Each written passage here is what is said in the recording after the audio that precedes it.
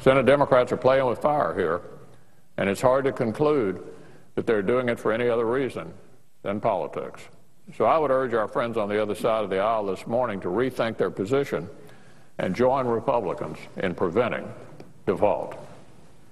That was Senator Mitch McConnell just speaking on the Senate floor, and Senate Majority Leader Harry Reid also just speaking, saying that he's willing to listen to Republicans' ideas and is urging them to compromise. Let's find out what Texas Congressman Ron Paul has to say about all of this. He is a 2012 Republican presidential candidate. Good morning, Congressman.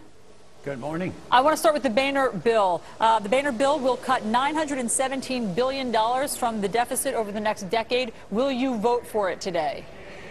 No, I won't, because, you know, those cuts aren't real. It says that we're going to cut $1 trillion out of next year's budget, but that's from the CBO baseline. So actually there are no cuts. So I couldn't vote for that, and I'm not going to vote to raise the debt limit. I think that, you know, to pretend that the balanced budget amendment is going to solve our problems, and I don't like that super Congress. So I am an easy no on this. But, but Congressman, let me just ask you, you would rather default than raise the debt ceiling? No, you don't have to default. I mean, right now we're $200 billion over the debt limit, and they have found ways to make those payments. But no, default is coming. The only argument that's going on now is how to default, not send the checks out or just print the money. And all countries our size will always print the money. So this debt, I mean, the bills will be paid. Okay, I mean, but just so I understand, in order to pay Social Security, Medicare, unemployment benefits, you would just print more money. No, I'm arguing that that's what they're going to end up doing if they don't just stop the spending. Why don't we, you know, right now what Boehner's proposing is going to be $1 trillion next year than it was last year. So why don't we just freeze everything? I mean, everybody get what they got last year. Why shouldn't they be happy? We're in a crisis. But then they're not going to do that. They're going to raise the debt limit, and then they're going to print the money, and then they'll default by inflation. And that's much more dangerous than facing up to the facts of what's happening today. So, and the market will determine. Right now, the market's not all that skittish. Interest rates are low. People are still buying dollars. But the prediction of the dollar really going down and defaulting is the fact that gold price has been so high, and it's been devalued 50% in these last 3 years.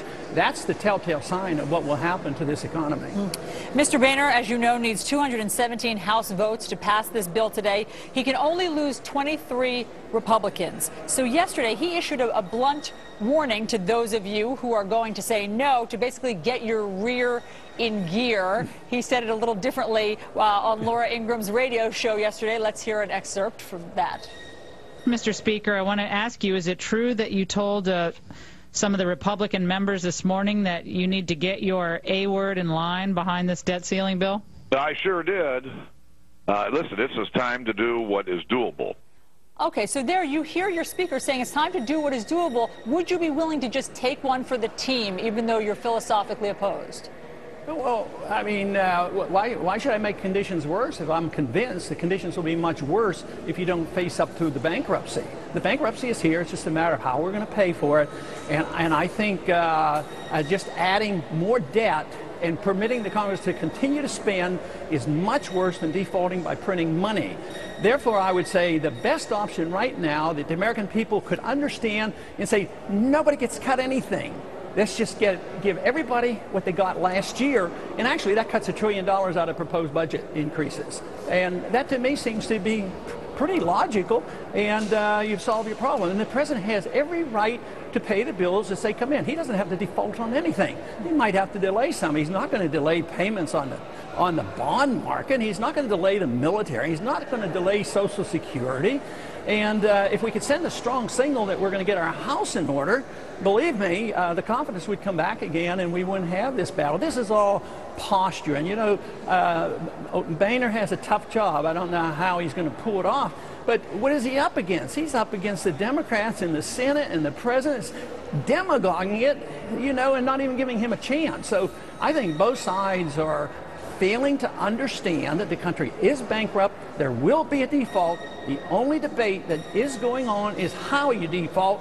And I vote for, you know, stopping the spending so that we don't have to print all the money.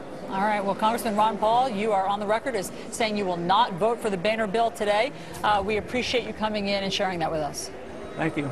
He's right about the market so far today, anyway. I mean, Where are we? The Dow is up. It's up almost 35 points. I don't think it's been in negative territory all day long. So you heard the plea from the CEOs, from the banks, saying get it done now. But we await the bill, the Boehner bill, and the vote throughout the day today.